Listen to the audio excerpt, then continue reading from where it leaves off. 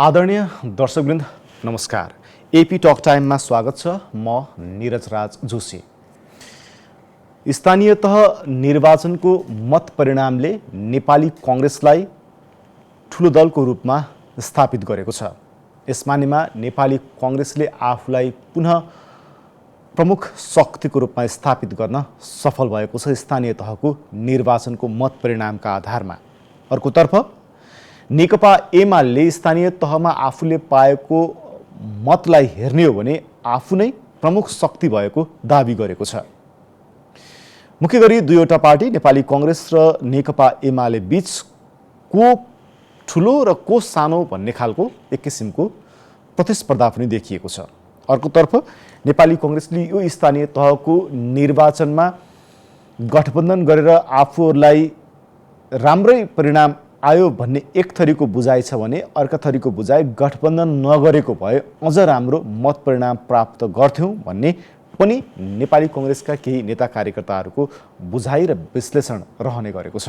यही बीचमा नेपाली कांग्रेसको निर्वाचन अनुगमन मूल्याङ्कन तथा सुपरिवेक्षण उपसमितिका संयोजक समेत रहनुभएका प्रदीप पौडेल लगायतको कमिटीले भर्खरै एउटा प्रतिवेदन तयार गरेर नेतृत्वलाई पनि बुझाएको छ।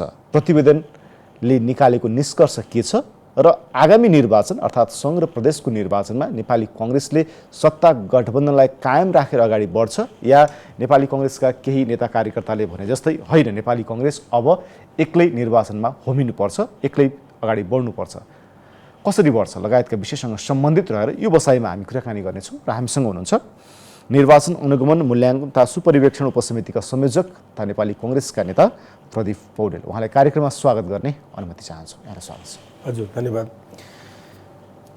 स्थानीय तहको निर्वाचनको मत परिणाम आइसकेपछि तपाईहरुले प्रतिवेदन तयार गर्नुभयो। त्यो प्रतिवेदनको निष्कर्ष के निकाल्नु भएको छ तपाईहरुले? मतलब त्यसमा हामीले निर्वाचन पूर्व भएका गतिविधिहरू, नेपाली कांग्रेसले अख्तियार गरेका रणनीतिहरू, हाम्रो नेपाली कांग्रेसको आन्तरिक व्यवस्थापनको विषय, नेपाली कांग्रेसले निर्वाचनसँग सम्बन्धित भएर गएका सम्पूर्ण गतिविधिहरू, गठबन्धनका विषयहरू, यो सबै विषयहरूलाई एउटा समीक्षाको विषय हामीले बनाएका छौँ। यसमा के सबल पक्षहरू थिए, कहाँ कमजोरीहरू थिए भन्ने कुरा पनि हामीले त्यहाँनिर उल्लेख गरेको अवस्था छ। त्यसपछि परिणाम आइसकेपछि नेपाली कांग्रेसको पक्षमा प्राप्त भएको परिणाम अथवा हामीले चाहिँ प्राप्त गर्न नसकेका परिणामहरूका बारेमा पनि त्यहाँ लेखाजोखा र समीक्षा गरिएको स्थिति छ। समग्रमा नेपालको पहिलो राजनीतिक दल स्थानीय निर्वाचनलाई आधार बनाउँदा चाहिँ नेपाली कांग्रेस बनेको छ। पदहरूमा पनि सबैभन्दा बढी पद नेपाली कांग्रेसकै उम्मेदवारहरूले जितेको स्थिति छ र मतमा पनि सबैभन्दा बढी मत नेपाली कांग्रेसले नै प्राप्त गरेको स्थिति छ।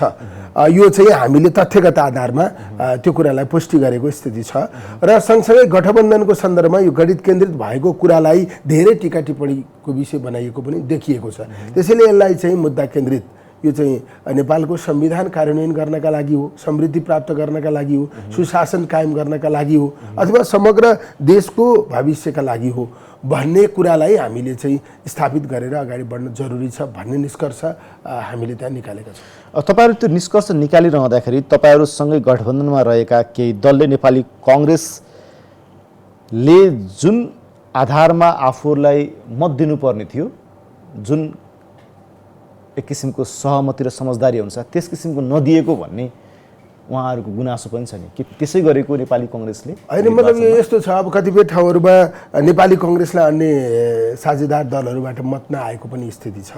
त्यस्ता थुप्रै उदाहरणहरू भेट्न सकिन्छ। नेपाली कांग्रेसको तर्फबाट पनि सम्पूर्ण त्यसरी हाम्रा समर्थक मतदाताहरूले मतदान नगरेको स्थिति पनि हुनसक्छ। त्यसैले अब यसलाई निष्पक्ष भएर समीक्षा गर्ने सन्दर्भमा चाहिँ के देखिन्छ भने हामीले यो गठबन्धनलाई एकदमै धेरै कसिलो बनाउन सकेनौँ। जस्तै प्रमुख र उपप्रमुखमा मात्रै, अध्यक्ष र उपाध्यक्षमा मात्रै हामीले गठबन्धन गऱ्यौँ, वडाहरूमा गठबन्धन गर्न सकेनौँ। त्यसले गठबन्धन एकदम कसिलो हुन सकेन। केन्द्रले निर्णय गर्यो तर स्थानीय तहले त्यसलाई कार्यान्वयन नगरेका थुप्रै उदाहरणहरू पनि छन्। त्यो नेपाली कांग्रेसको पक्षले मात्रै होइन, अरूले पनि त्यस्तो नगरेको स्थितिहरू छ। त्यसैले केन्द्रीय तह गठबन्धनको पक्षमा जुन ढङ्गबाट प्रतिबद्ध थियो, इमान्दार थियो, त्यही ढङ्गबाट तल्ला तहहरूलाई चाहिँ क्रियाशील बनाउन नसकेको यथार्थलाई चाहिँ नेतृत्वले पनि स्वीकार गर्न आवश्यक छ। किनकि गठबन्धन पार्टीका लागि हो, गठबन्धन देशका लागि हो भन्ने कुरा सबैलाई महसुस गराएर हामीले त्यही ढङ्गबाट एकरूपता दिएर अगाडि बढाउन जरुरी थियो। र अबका दिनहरूमा पनि यदि गठबन्धन भयो भने मैले अघि नै पनि भने यसलाई गणित प्रधान बनाउनु भन्दा यसलाई चाहिँ विचार प्रधान बनाउने, एजेन्डा प्रधान बनाउने हामीले गठबन्धन किन गरेको हो त? दलहरू फुटेर लक्ष्यमा पुग्ने सम्भावना कम हुन्छ, दलहरू जुटेर लक्ष्यमा। तपाईँले त्यसो भनिरहँदाखेरि प्रदीप सर, तपाईँले त्यसो भनिरहँदाखेरि यो गठबन्धन त विचारसँग त कसरी मेल खान्छ? यो त गणितसँगै, गणितकै आधारमा, लेखाजोखाकै आधारमा बनेको गठबन्धन हो नि। स्थानीय तहको निर्वाचन हेर्ने हो भने नि, पछि पनि हेर्ने हो भने विचारसँग त कतै कुनै पनि ध्रुव मिल्दैन नि त। त्यो मिल्दैन भन्न मिल्दैन, किनकि अघिल्लो पटक 74 सालमा वामपन्थी कम्युनिस्ट एलायन्स जुन भयो त्यसले चाहिँ एउटा राम्रो परिणाम दियो। त्यसले चाहिँ स्थिरताको बाटोतिर देशलाई लान खोजेको थियो, परिणाम त्यस्तो खालको आएको थियो। तर नेतृत्वले त्यसलाई बुझ्न सकेन हैन। त्यो नेतृत्वले त्यसलाई चाहिँ त्यसमध्येको एउटा नेतृत्व तपाईँहरूसँग पनि छ होइन। त्यो त 74 मा चाहिँ त्यो भएन, तर अब एलायन्स फरक ढङ्गको भएको छ हैन। त्यसरी नै कसिलो गठबन्धन भएर परिणाम त्यही ढङ्गको आउने हो भने देशले स्थिरता प्राप्त गर्न सक्छ, देशमा सुशासन कायम हुन सक्छ, देशमा यो संविधान कार्यान्वयन हुन सक्छ, देश समृद्धिको बाटोतिर अगाडि जान सक्छ। गठबन्धनले केही नै दिँदैन भन्ने कुरा चाहिँ एकदमै गलत हो। यसले सकारात्मक परिणाम दिन सक्छ। जस्तै त्यो मौका पहिले केपी ओलीको नेतृत्वमा नेपालका कम्युनिस्टहरूले प्राप्त गर्नुभएको थियो, जनताले धेरै ठुलो समर्थन दिनुभएको थियो, तर त्यसलाई केपी ओलीले नेतृत्व गर्न सक्नु भएन। त्यसको जो जग जमिन के हो त्यसलाई भत्काउनुतिर उहाँ नै लाग्नुभयो।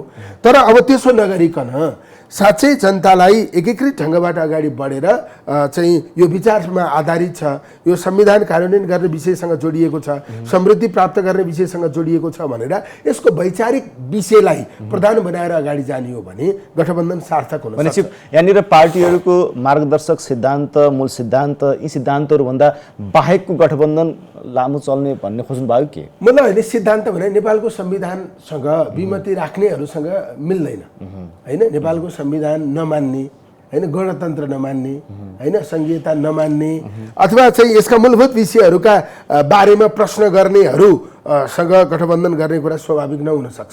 वैचारिकताको पक्षबाट हेर्ने हो भने गणतन्त्र अस्वीकार नगरेको, लोकतन्त्रलाई स्वीकार गरेको, यो विधि व्यवस्थालाई मानेको हैन।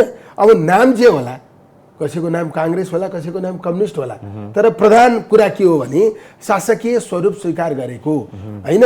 यही संविधानबाट देशमा समृद्धि आउँछ भन्ने कुरालाई, मान्यतालाई स्वीकार गरेको अवस्थामा गठबन्धन हुन सक्छ हैन। त्यो गठबन्धन हामीले अभ्यासमा ल्याइसकेको स्थिति छ। त्यसकारणले हामीले प्रतिवेदनमा पनि के उल्लेख गरेको, यो गठबन्धनले नेपाली कांग्रेसलाई चाहिँ के दीर्घकालमै फाइदा हुन्छ कि यो क्षणिक लाभ मात्रै एउटा दुईटा निर्वाचनबाट? मतलब यसका सबल पक्षहरू पनि छन् हैन, अब मतलब नकारात्मक पक्षहरू पनि छन् हैन। अब यो चाहिँ आफ्नै मतदातालाई अरू चिन्हमा भोट हाल भन्नु कुरा चाहिँ दीर्घकालीन रूपमा फाइदा हुँदैन भनेर तर्क गर्न सकिन्छ। तर कुरा के हो भने सत्तामा गएर मात्रै जनताको सेवा गर्न सकिने हो भने सत्तामा जाने रणनीति अख्तियार गर्न सकिन्छ। नेपाली कांग्रेसको नेतृत्वमा यो गठबन्धन भएको नेपालको राजनीतिमा चाहिँ भनौँ न एकता कायम गर्ने, समन्वय गरेर देशको सङ्कट मोचन गर्ने सन्दर्भमा नेपाली कांग्रेसले चाहिँ भनौँ नेतृत्व चाहिँ विभिन्न समयमा गर्न सकेको छ हैन। नेपालमा 48 सालपछि अहिलेसम्मका धेरै निर्वाचनहरू कांग्रेसकै नेतृत्वमा भएको छ। त्यसले चाहिँ कांग्रेसको लोकतन्त्रप्रतिको निष्ठालाई पनि प्रमाणित गरेको छ। सँगसँगै अरूलाई विश्वसनीय, अरूको विश्वसनीय दलका रूपमा कांग्रेसले आफूलाई स्थापित गरेको स्थिति छ। त्यसैले नेपाली कांग्रेसको नेतृत्वमा गठबन्धन भइरहेको यो अवस्थामा चाहिँ गठबन्धन कांग्रेसकै पक्षमा छैन भन्ने होइन, तर कुरा के भने यसलाई गणित प्रधान मात्रै बनाउनु भएन। भनेपछि यस स्थानीय तहको निर्वाचनले पनि गठबन्धन कांग्रेसको अनुकूलतामा छ भन्ने कुरा प्रमाणित गर्यो, तसर्थ यसलाई चाहिँ अगाडि लिएर जानुपर्छ भन्ने तपाईँहरूको निष्कर्ष? मतलब यो गठबन्धन कति ठाउँमा भएको थियो? जम्मा 43% ठाउँमा मात्रै भएको थियो। 300 बढी स्थानीय तह हैन, स्थानीय तहमा 43% ठाउँमा मात्रै गठबन्धन भएको थियो। 57% ठाउँमा हामी एक्लै लडेका थियौँ। 43% मा पनि के थियो भन्दा पालिका प्रमुख र उपप्रमुखमा मात्रै भएको थियो।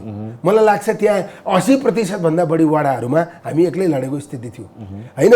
त्यसैले यो निर्वाचन लड्नका लागि अख्तियार गरिएको एउटा रणनीति हो, कार्यनीति हो। यो नीति होइन, यो सधैँ जानुपर्छ भन्ने छैन। एउटा निर्वाचनमा हामीले गठबन्धन गऱ्यौँ, अब सन्निकट आएको एकदम नजिक आएको निर्वाचनमा पनि गठबन्धन हुने सम्भावना छ होइन। यसमा दुई तिनवटा कारणहरू छन्। एउटा कारण चाहिँ 74 सालको गठबन्धन को स्थिति पनि हामीले हेऱ्यौँ होइन। एउटा विषय त्यसले चाहिँ नेपाली कङ्ग्रेसलाई चाहिँ गठबन्धनको बाटो अख्तियार गर्नुपर्छ भन्ने कुरा महसुस गरायो, एउटा विषय। दोस्रो विषय चाहिँ मुख्य राजनीतिक दल नेपाली कङ्ग्रेस र नेकपा एमाले बाहेक अरू राजनीतिक दल एक्लै प्रतिस्पर्धा गर्ने स्थितिमा रहेनन्।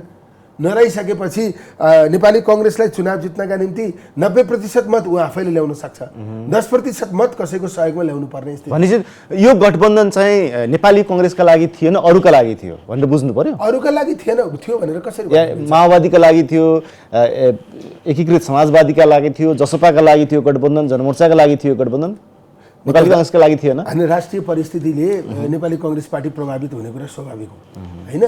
मैले के भने एक्लै माओवादी निर्वाचन लड्ने परिस्थिति भएको भए त्यसले अझ बढी काङ्ग्रेसलाई लाभ गर्थ्यो। गठबन्धन माओवादीका लागि काङ्ग्रेसले गरेको होइन, काङ्ग्रेसकै लागि गरेको हो। गठबन्धन भन्ने कुरा त गिभ एन्ड टेक भएपछि मात्रै गर्ने हो, लेनदेन भएपछि मिलेपछि मात्रै गर्ने हो, भागभण्डा मिलेपछि मात्रै गर्ने हो। त्यसैले त्यो एकल स्वार्थका निम्ति कसैले माया गरिदिएर गठबन्धन गर्दैन। त्यसैले त्यो नेपाली कङ्ग्रेसका लागि पनि थियो। नेपाली कङ्ग्रेसका लागि किन थियो भने तेस्रो शक्ति नेपाली कङ्ग्रेसको प्रतिस्पर्धी अर्को शक्तिसँग गएर मिल्यो भने नेपाली कङ्ग्रेस प्रतिस्पर्धामा पछाडि पर्छ। यसरी हेरियो भने, यसरी निष्कर्ष निकालियो भने नेपाली कङ्ग्रेस पनि के प्रतिपक्षी दल नेकपा एमालेसँग एक्लै प्रतिस्पर्धा गर्न सक्ने क्षमता र सामर्थ्य राख्दैन थियो? एमालेले राखेको थियो त, एमालेले पनि राखेको थिएन। एमालेले पनि अहिले चाहिँ दलहरूको आकार प्रकार र उनीहरूको क्षमता अनुसार भन्दा त एमालेको त अलिक कमजोरै गठबन्धन थियो नि होइन। कसरी कमजोर गठबन्धन थियो 74 सालमा? 74 को कुरा फरक हो, अहिले स्थानीय तहको कुरा गर्नु। अहिले त नसकेको हो नि, 74 मा उसले सकेको हो, अहिले उसले नसकेको, उसले प्रयासै नगरेको हो र म कसैसँग गठबन्धनै गर्दैन भन्ने उसले घोषणा गरेको छ र। त्यसैले दलहरूले चुनाव जित्ने सन्दर्भमा अख्तियार गरेको रणनीतिको विषय हो। एक्लै चुनाव जित्न गठबन्धन गर्नुभन्दा राम्रो हुन्छ। 100% गेन गर्ने हो भने चाहिँ 100% एचिभमेन्ट गर्ने हो भने एक्लै चुनाव लड्नुपर्छ। तर एक्लै लड्दा 30% पनि प्राप्त हुँदैन। गठबन्धन गर्दा 60% प्राप्त हुन्छ भने तुलनात्मक हिसाबले त गठबन्धन गर्न बेटर भयो नि त। त्यसै गठबन्धनका आधारमा आज नेकपा एमाले के भनिरहेको छ भन्दाखेरि अहिले पनि मतका आधारमा हामी प्रमुख पार्टी भयौँ भनेर उसले दाबी गरिरहेको छ। अघि तपाईँले भन्नुभयो कि होइन, मतका आधारमा पनि उम्मेदवारले विजय गरेका आधारमा पनि हामीहरू प्रमुख पार्टी भयौँ दाबी गर्छ। नेकपा एमाले भन्ने पार्टी यो निर्वाचनमा कुनैमा पनि पहिलो छैन। तपाईँको प्रमुखमा पनि पहिलो छैन, उपप्रमुखमा पनि पहिलो छैन, वडाध्यक्षमा पनि पहिलो छैन, महिला सदस्यमा पनि पहिलो छैन, दलित सदस्यमा पनि पहिलो छैन, खुला सदस्यमा पनि पहिलो छैन र मत प्राप्त गर्ने हिसाबबाट पनि पहिलो छैन होइन। त्यसैले त्यो उहाँहरूको आफ्नो दाबी होइन, गैर तार्किक दाबी, गैर तथ्यको दाबी, त्यो उहाँहरूको कुरा हो। तर तथ्यहरूको आधारमा यो निर्वाचन, तर निर्वाचन आयोगले दिएको तथ्याङ्क अनुसार त तपाईँहरूभन्दा झिनो मतान्तरले भए पनि नेकपा एमाले पहिलो। निर्वाचन आयोगले त्यो तथ्याङ्क कहाँ दिएको? निर्वाचन आयोगले समेटेको तथ्याङ्क जो सञ्चार माध्यमहरूमा आइसकेका छन्। कुन सञ्चार माध्यम आइसकेका छन्? मलाई देखाइदिनुहोस्। सञ्चार माध्यमले पनि तपाईँलाई म भन्छु, यहाँनिर प्रतिशतका आधारमा नेकपा एमाले 38,96,698 मत प्राप्त गरिरहँदाखेरि नेपाली कङ्ग्रेसले 37,34,779 मत प्राप्त प्रमुखमा प्राप्त गरेको मतको आधारमा बनाइएको। त्योभन्दा तल जाउँ न, वडाध्यक्षमा प्राप्त गरेको मतलाई आधार बनाऊ न। वडाध्यक्षमा प्राप्त गरेको मतको आधारमा नेपाली कङ्ग्रेस नेकपा एमाले भन्दा 1,75,076 मतले अगाडि छ। त्यसो भन्नुभयो भने फेरि उपाध्यक्षमा गयो भने तपाईँहरू भन्दा एमाले त लगभग 10 लाख बढी मतले अगाडि देखिन्छ होइन। मतलब प्रमुख 10 लाख मतले अगाडि छैन, प्रमुख कहिले भन्छु 36,68,255 मत उपाध्यक्ष र उपप्रमुखमा एमाले पाउँदै गर्दाखेरि नेपाली कङ्ग्रेसले 27,75,881 मतलब यो तथ्याङ्कमा तलमाथि हुन सक्ला होइन। गठबन्धनको सन्दर्भमा के हो भने हामीले सबै पालिकामा प्रमुखमा चुनाव लडाएका छैनौँ होइन। सबै पालिका हामीले त गठबन्धन गऱ्यौँ नि होइन। गठबन्धन गरेको कारणले 753 पालिकामा काङ्ग्रेसको उम्मेदवार भएन। तपाईँहरूको मूल्याङ्कन र तपाईँहरूको परिणामलाई पनि त्यही आधारमा त मूल्याङ्कन गर्नु पर्यो होइन र?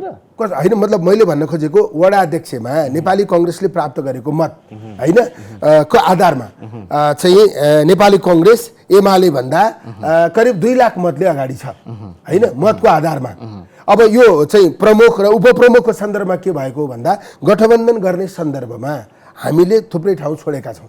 हाम्रो उम्मेदवारै नभएको ठाउँमा हामीलाई प्राप्त भयो हाम्रो मत त तपाईको हामीले गठबन्धनमा जसलाई उम्मेदवार बनाएका थियौँ त्यतातिर जाने भयो नि त। अब त्यसो भनियो भनेपछि फेरि अर्को एउटा कुरा भन्नुपर्ने हुन्छ कि जहाँ तपाईँहरूले उपप्रमुख छोड्नुभयो त्यहाँ एमाले उपप्रमुख जितिरहेको छ। नेपाली कङ्ग्रेसले छोडेको उपप्रमुखमा आफ्ना गठबन्धनका सहयात्री दलहरूलाई मत दिएन भनेर बुझ्नु पर्यो नि। त्यो सबै ठाउँमा त्यस्तो छैन। त्यसरी तपाईँले गर्नुभएको प्रश्नसँग जोडेर हेर्ने भने पोखरालाई के भन्ने त हैन। त्यसैले सबै ठाउँमा त्यस्तो छैन। तर कुरा के हो हेर्दै हेर्दाखेरि तपाईँहरू विराटनगर पनि पुग्नुपर्ने हुन्छ। होइन त्यही त मैले भने विराटनगर नै पुग्नुपर्छ, काठमाडौँ पनि आउनुपर्छ। त्यसैले सबैलाई यसलाई त्यो एकदमै यो नेचुरल हो भनेर भन्न मिल्दैन कि कहीँ कतै के देखिन्छ कहीँ कतै कस्तो देखिन्छ त्यो आफ्नो ठाउँमा छ। तर कुरा के हो भने कुनै पनि पार्टीको 100% मत अर्को पार्टीलाई ट्रान्सफर गर्न सकिँदो रहेनछ। 70%, 75%। न प्रश्न त्यो पनि हो, तपाईँको त्यो निष्कर्ष पनि होला। अर्कोतर्फ तपाईँकै सहयात्री दलहरूले हामीले 100% प्रमुखमा मत दिइरहँदाखेरि 100% कङ्ग्रेसले किन प्रमुखमा मत दिएन भन्ने कुरा पनि त्यो दाबी गर्ने विषय मात्रै हो। उहाँहरूको पनि 43% ठाउँमा दिएको उम्मेदवारीको आधारमा नै त्यही कुरा भएको होइन र। 57 मा तपाईँहरू एक्लै लडिरहनु भएको छ, 43 मा तपाईँहरूले प्रमुखमा बाँडफाँड गर्नु भएको छ। अनि त्यो उहाँहरूले भन्नुभयो भएको छ भने भन्नुभएको छ भन्ने मलाई लाग्दैन। सार्वजनिक भइरहेको छ, नेपालले सार्वजनिक गरिरहनु भएको छ। उपेन्द्र यादवले त नेपाली कङ्ग्रेसले आफूलाई धोका दियो भनिरहनु भएको छ।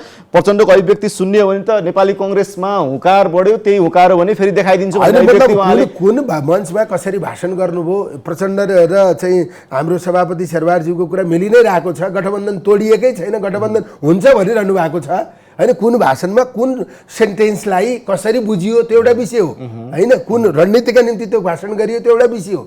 तर आजको दिनमा यो चाहिँ स्थानीय तहको निर्वाचनको कारणले गठबन्धन तोड्ने निष्कर्षमा गठबन्धन दलभित्र कोही पनि पुगेको छैन हैन। तर तपाईँकै पार्टीका अरू नेताहरूले गठबन्धन गर्नु हुँदैन भन्दै हुनुहुन्छ, कसैले पनि भन्नु भएको छैन।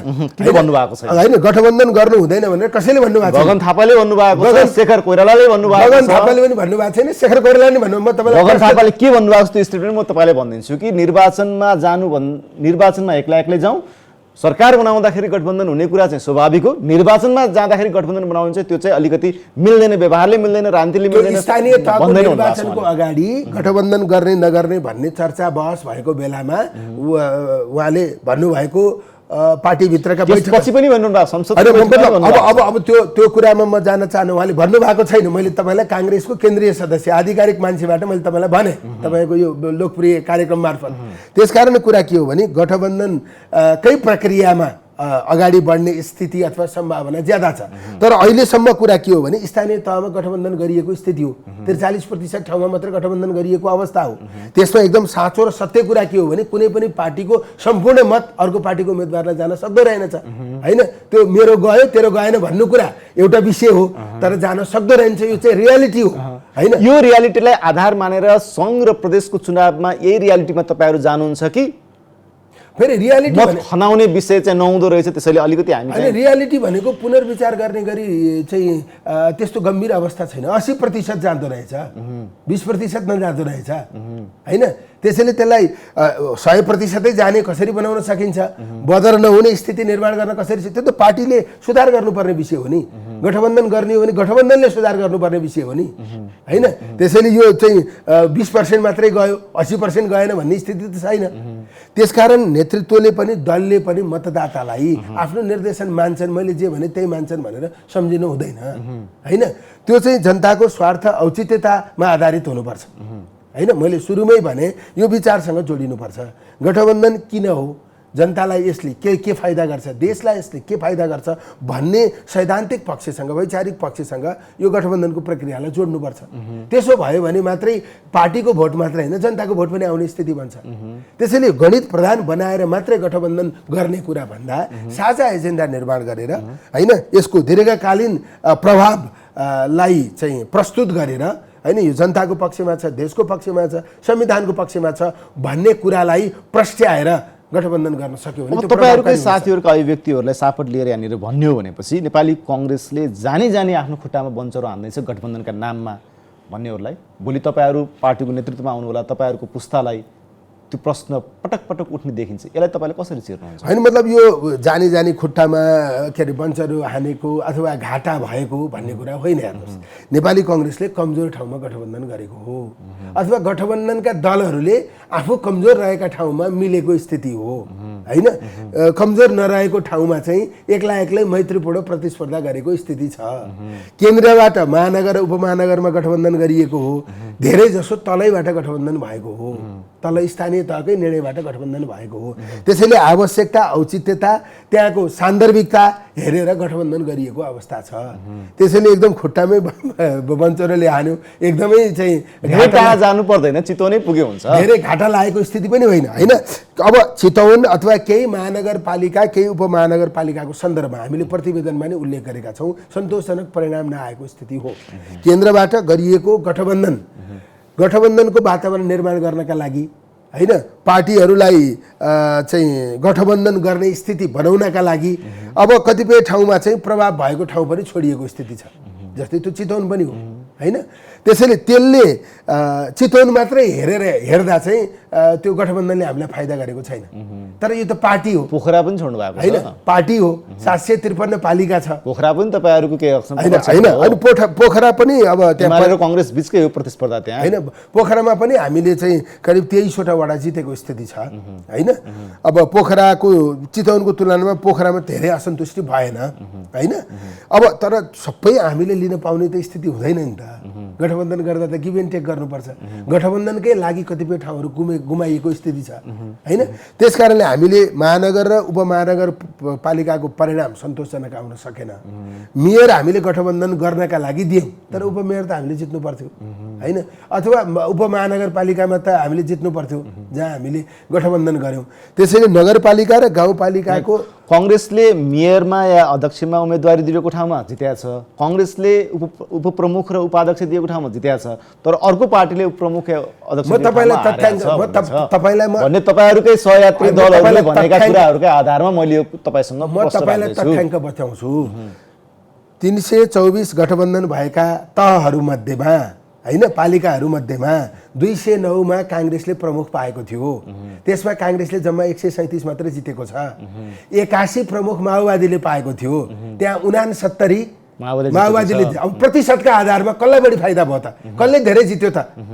कसले चाहिँ धोका दियो? त्यही परिणाम कसले बढी प्राप्त गर्यो भन्ने आधारमा भन्ने हो भने त माओवादीको जनमत खस्किसकेको रहेछ, कङ्ग्रेसको पिठ्यौँ नचढेको भए सायद त्यता पनि नजाउँ, विश्लेषणका आधारमा त त्यता पनि नजाउँ। गठबन्धन गर्ने अनि अर्कै गठबन्धनको पक्षलाई चाहिँ त्यसरी चाहिँ उसको अस्तित्वै स्वीकार नगर्ने बाटोतिर पनि नजाउँ।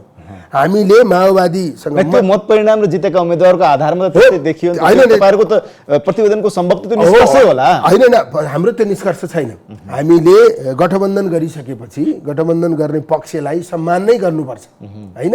उसको अस्तित्व स्वीकार गर्नुपर्छ। हामीले त्यस आधारमा गठबन्धन गरेर पालिकाहरू बाँडफाँड गरेको। हामीले गठबन्धनका अरू पक्षधरबाट मत ल्याएनौँ, उहाँहरूले धोका दिनुभयो हामी भन्दैनौँ। उहाँहरूले भन्नुभएको छ भने त्यो उहाँहरूको गल्ती हो, त्यो उहाँहरूको त्रुटि हो, होइन? त्यसकारण सुधार्नुपर्ने थुप्रै विषयहरू छ, होइन? गठबन्धन स्वाभाविक बनाउनु भन्दैनौँ भनिरहँदाखेरि कङ्ग्रेस एक्लै लडेको भन्दा योभन्दा राम्रो नतिजा ल्याउँछु भनेको पनि त केही हदसम्म त्यही कुरा हो नि त, होइन र? त्यही स्टेटमेन्टसँग गठबन्धन गरिएको छ त्यो ठाउँमा गठबन्धन नगरेको भए योभन्दा राम्रो परिणाम आउँदैन थियो। महानगर र उपमहानगरपालिका बाहेक जहाँ गठबन्धन गरिएको छ, नगरपालिका र गाउँपालिका, त्यो कमजोर भएको ठाउँमा गठबन्धन गरिएको हो। गठबन्धन नगरिएको भए योभन्दा राम्रो परिणाम आउँदैन थियो। अब अन्त्यमा के सङ्घ र प्रदेशको निर्वाचनमा तपाईँहरू गठबन्धनमै जानुहुन्छ, गणितका आधारमा जानुहुन्छ कि विचारका आधारमा जानुहुन्छ? त्यसो होइन, मैले अघि नै पनि भने प्रतिवेदनमा पनि हामीले उल्लेख गरेका छौँ, होइन? अब यो चाहिँ यसको उद्देश्य के हो, होइन? यसले देश र जनतालाई के फाइदा गर्छ, व्यवस्थालाई के फाइदा गर्छ, होइन? यसको गन्तव्य के हो, त्यो कुरा निर्दिष्ट गरेर अगाडि बढ्नुपर्छ, होइन? के अरे बहुमत ल्याउनका निम्ति, ठुलो पार्टी बनाउनका निम्ति, धेरै जित्नका निम्ति, आफ्नो अस्तित्व कायम गर्नका निम्ति त्यसका लागि कङ्ग्रेस अगाडि छैन। मतलब त्यो भनेको पार्टीको स्वार्थ मात्रै हो, होइन? त्यसले देश र जनतालाई नछुन सक्छ। त्यसैले देश र जनतालाई छुनका निम्ति दलहरू विभाजित भएर जाने भन्दा सङ्गठित भएर एकीकृत भएर जाने कुरा देश र जनताका निम्ति लाभदायक हुन्छ। तर त्यसको लागि उद्देश्य निर्धारण गरिनुपर्छ।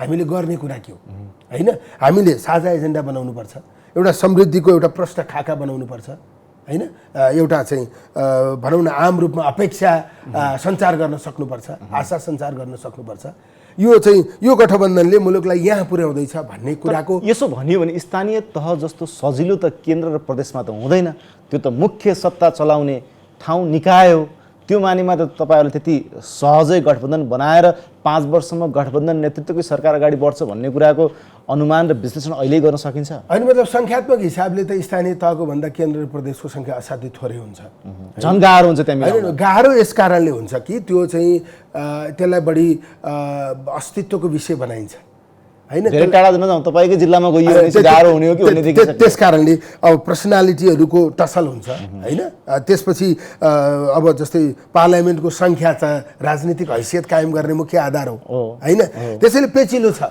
सङ्ख्या निर्धारण गर्ने कुरा असाध्यै अप्ठ्यारो छ यो गठबन्धन कायम हुने विषयको सबभन्दा ठुलो चुनौती नै त्यही हो होइन सङ्ख्या कसरी निर्धारण हुन्छ सिट कसरी निर्धारण हुन्छ कसलाई कसरी कहाँ टिकट दिइन्छ त्यो कुरा असाध्यै धेरै पेचिलो छ अब वैचारिकताको सन्दर्भमा चाहिँ यसले एउटा कमन पोइन्ट एजेन्डा बनाउन सक्यो साझा एजेन्डा बनाउन सक्यो भने यो चाहिँ स्थानीय तहमा स्थानीय एजेन्डाहरू जसरी छरपष्ट थियो त्यस्तो हुने स्थिति हुँदैन यसले चाहिँ वैचारिक पक्षमा गठबन्धन जोड्न केन्द्रीय तहमा सजिलो छ तर यो उम्मेदवारी मिलाउन उम्मेदवारीको सङ्ख्या निर्धारण गर्न यो चाहिँ केन्द्रीय तहमा असाध्यै गाह्रो छ त्यसैले यो गठबन्धन भएन भने यो बाँडफाँड नमिलेर नहुने सम्भावना हुन्छ हस् तपाईँले मैले यहाँनिर रोकेँ हाम्रो कार्यक्रममा आएर यति कुरा राख्नुभयो त्यसको लागि तपाईँलाई धन्यवाद यो मौका दिनुभयो धेरै धन्यवाद दर्शकबिन्दु उहाँ हुनुहुन्थ्यो नेपाली कङ्ग्रेसका नेता प्रदीप पौडेल आजको एपी टक टाइमको समय सकेको छ बिदा दिनुहोस् नमस्कार